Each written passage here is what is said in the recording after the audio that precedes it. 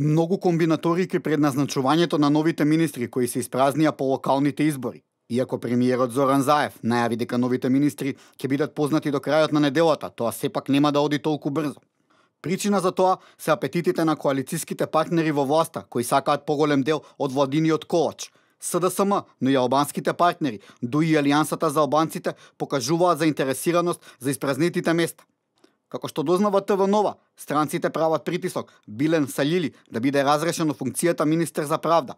Тој според амбасадорите немал капацитет за таа функција, особено во период кога главните реформи кои треба да се направат се од сферата на судството.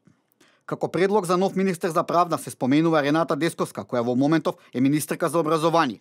Големи се шансите дуи да се согласи да го отстапи ова министерство, но од СДСМ бараат оваа партија да не бара за возврат друг ресор, односно партијата на Али Ахмети да остане со едно министерство помалку. Од СДСМ сметаат дека дуи сега треба да го плати долгот за поддршката на локалните избори.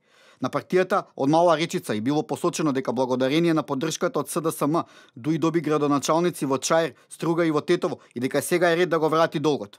Се проблематизира изборот за нов министер за здравство на местото на Арбен Таравари, иако веќе беше одлучено Вулнет Ферати од Алијансата за албанците да застане на чело на здравство. Сега и СДСМ покажува аспирации за ова место.